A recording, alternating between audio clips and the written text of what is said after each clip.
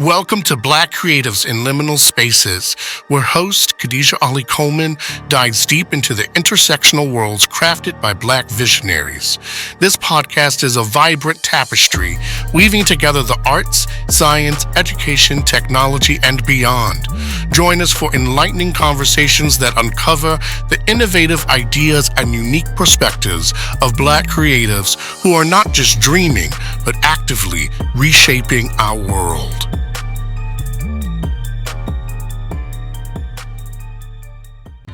Adrienne Ingrum joined Serendipity Literary Agency as Vice President and Senior Agent with a focus on debut and seasoned writers who explore spirituality, radical cultural change, and self-reflection via nonfiction. In more than 4 decades in publishing, Adrienne has held VP editorial positions at Putnam, the book chain Walden Books, and Crown Random House. She led the startup team for Black Issues Book Review magazine and served as lead consultant in the development of Black Expressions Book Club. She is proud to have been part of the cohort of Black publishing industry professionals who ushered in the Black books boom of the 1980s and 90s. She acquired early books by bestseller authors including B.B. Moore Campbell, Nelson George, and Rita Dove, and developed the national bestseller We Are the World for the #1 song written by Michael Jackson and Lionel Richie and produced by Quincy Jones for USA for Africa, the earliest charity effort for international food justice. A native of St. Louis, Missouri, Adrienne Ingrum is based in Harlem. So thank you so much for joining me today. I'm really thrilled to be in your presence. I know that you have a really remarkable journey where you are engaging all the time with just the literati of our decades. And I read this wonderful recap that you recently did on tell me a little bit about that. You just went to the Schaumburg Yes, Literary Conference. the literary festival. Yes.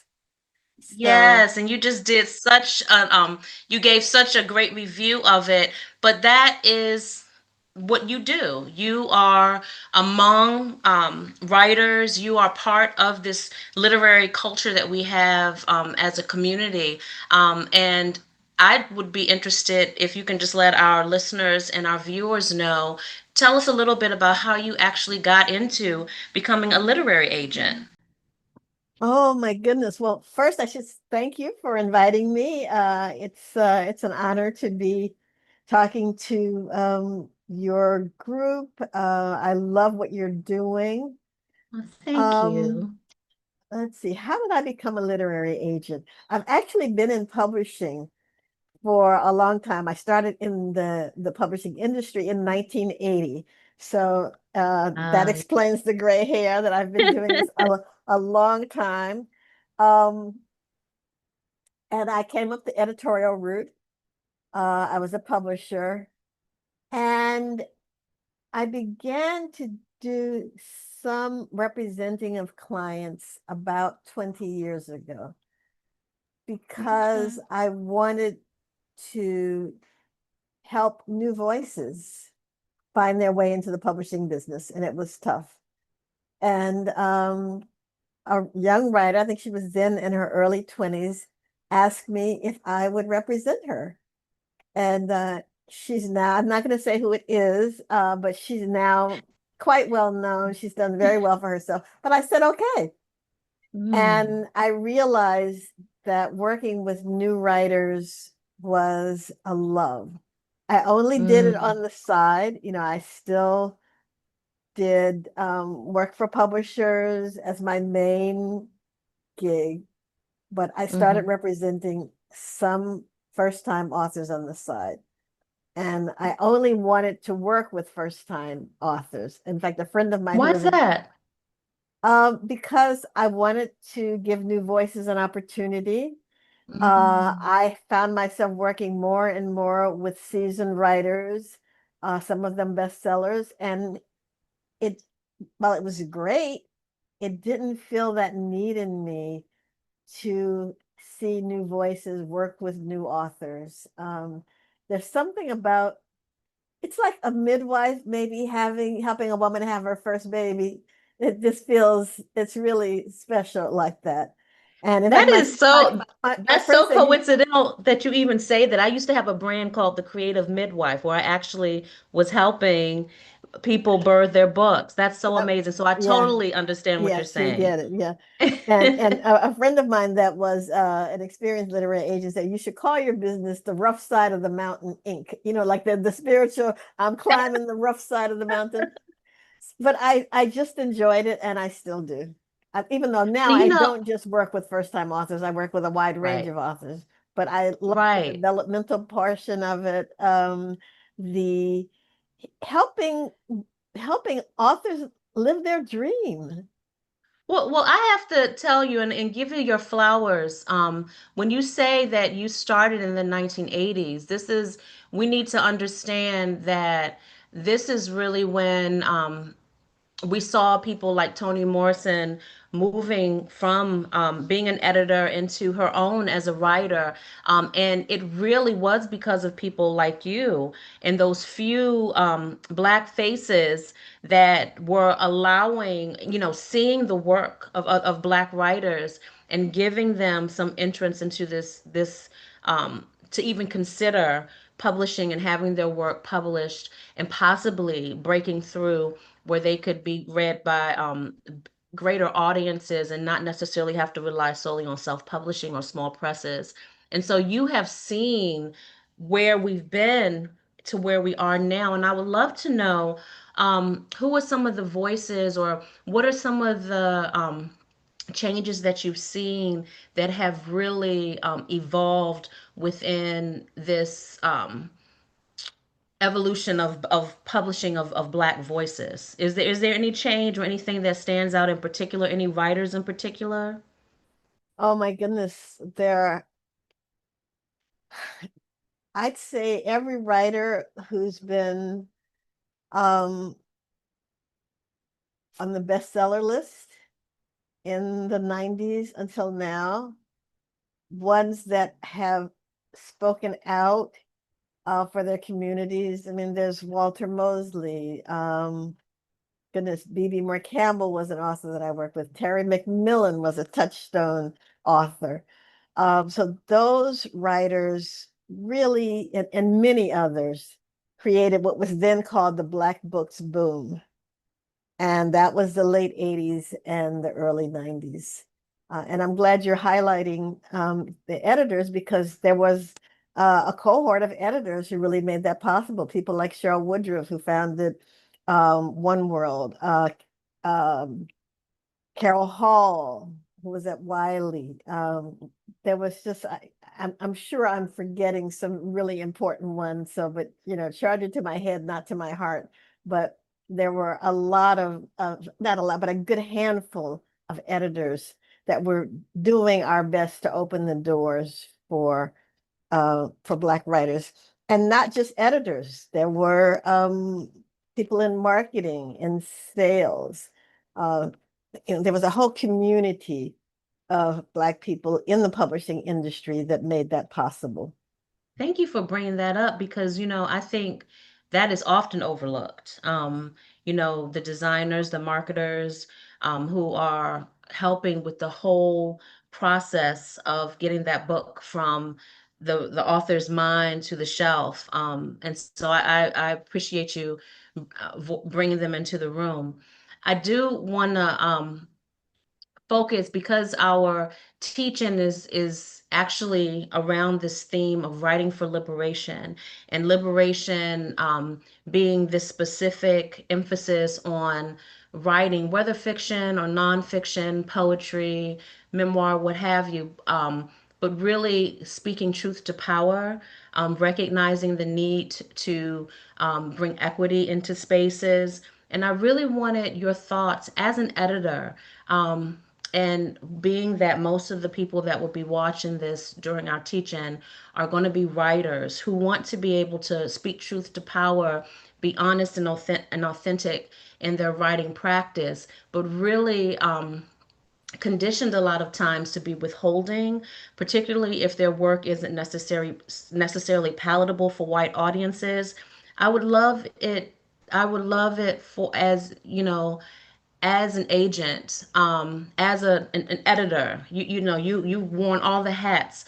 What would your advice be for a writer who's having these questions of conscience and really wanting to move forward on this path of writing for liberation? Um, you mentioned um making concessions when we communicated earlier and about their writing is not palatable for white audiences. And what would I advise them? And my advice is to write on, write your truth in your own way, and let me, your agent, find the publisher. Wow. I would do my best. And to understand that not every manuscript can be placed with a publisher when it's first written. But the Mm-hmm. important thing is that they write from their soul. Some manuscripts just need to be written for the writer. Some Mm-hmm. need to sit in a drawer until the world can catch up with the author's writing, and then a Ooh, publisher can be found. But don't that's write a whole for word. yeah, don't write for an audience. Write what you have to say and the way your voice speaks it. Wow, that's deep. Particularly that piece, just write it because, you know, the audience may not be there yet. Have you worked with any writers where that was the case, where they presented something to you and you were like, let's pause, and then you came back to it years later, and it later was something that was published after a while had passed? You know what? I can't think of an example of that, but I can think of an example. And again, I'm not going to say the name because this person is pretty famous. In fact, two examples I can think of where they had written something, and I knew in my gut that they had written it. And I pursued and pursued and pursued. And finally they said, yes, I have this novel in my drawer. I wrote it, when I first came out of, whatever, and it had been sitting there. This person was a poet, but I sensed that the person had a novel. So, but it had sat for a while. In another instance, the person wrote most of the book, not all of the book. And this is an author that I worked with. And it was too sensitive at the time, not because of the world, but because of what was going on in her life. And that readers would know that this had to do with her life, people that she knew and loved, and it just wasn't the right time. That book was later fully written and published, and it was a New York Times bestseller. But that was probably 8 years later. It was a long time later. It was a long time Wow. later. But that book had been it had been in the works and was put aside, and she ended up publishing, I think, another book, trying to remember, at least two more books before the timing was right to come back to that in terms of where she was as a person and in her life and in her family life, and also her having the perspective. So I would say to the authors, don't think about necessarily the audience. Think about what you have to say. And it's often that book that's burning in your soul that just has to come out of you. You don't know who's going to read it, who's going to publish it, but those are often the books that really transform our culture and that mean a lot to people. That's so important. And you've told me so much already, and really all answered most of the questions that I have. I guess my final question would be around when we think about writing for liberation and being published, do you think that, or is there any advice that you would give um, for someone who is looking for an agent and does not have an agent and wants to still be able to use their writing for liberation, and they're grappling with um, pursuing a career in having their work published? Is there any advice that you would offer them when seeking an agent before they're even at the point of selling a manuscript, but they've been writing and they're looking for an agent and for someone to represent them? Um, well, I think that ties back into a question that you had raised to me earlier about writers making concessions. And I would say, one, writers should not make concessions. Writing in the tradition of liberation does not mean making concession. And you want to find an agent and an editor that are not going to ask them to make concessions, that they feel comfortable writing what they really want to write. And it reminds me a bit of what Toni Morrison talked about when she talked about the white gaze. And I'm just going to quote, I had pulled this quote up in preparation for this interview. Toni said, "What happens to the writerly imagination of a Black author who is at some level always conscious of representing one's race, or in spite of a, representing one's race to, or in spite of a race of readers that understands itself to be universal or race-free. It's that little white man that sits on your shoulder and checks out everything you do or say. You sort of knock him off and you're free." So what Toni is talking about here is that self-censorship, and that the writer, a Black writer, especially a writer who's writing for liberation, has to knock that little white person, that white gaze off their shoulder as they're writing. And in finding an agent, you want to find an agent who understands that, who understands that process, who understands the difficulty of doing that work. That's amazing. That quote is perfection. And I think you tie it all in to why it's so important. Also, again, what I said, restating, why it's so important to have people like you in these positions to be able to offer this advice, to encourage, but also to see the value in writers who so often may question their value when they're in spaces where their thoughts and who they are, their identities aren't really of importance or really represented well. And so I really would like to thank you personally again. Thank you for being here, but also I want to just publicly give you your flowers for your incredible history and work record. And I am so just privileged that you said yes, and that you are someone that people are going to be able to see and to listen to during this event, which is really about it's was put together. The organization Black Writers for Peace and Social Justice, when I founded this organization, it was after doing work with literary organizations that tended to focus on the craft, but not really providing enough spaces for us to really address the hard issues about who we are and how we show up in the world, where we still want to represent and be true to our communities.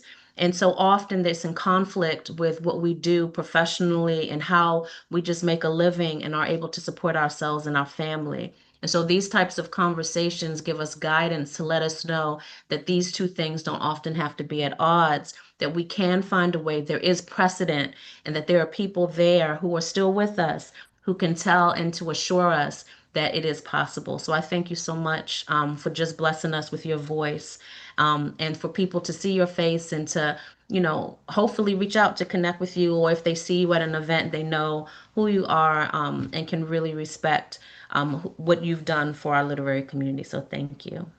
Well, I'm happy to be here. And I just want to let people know that Serendipity Literary Agency has been around for 25 years.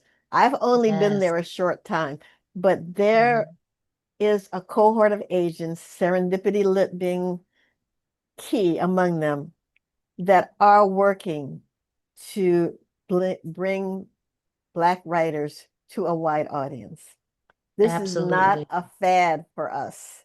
The last, Absolutely. 5 years ago, we saw a real uptick in interest in books by Black authors. But this is not new to us. This is what we do.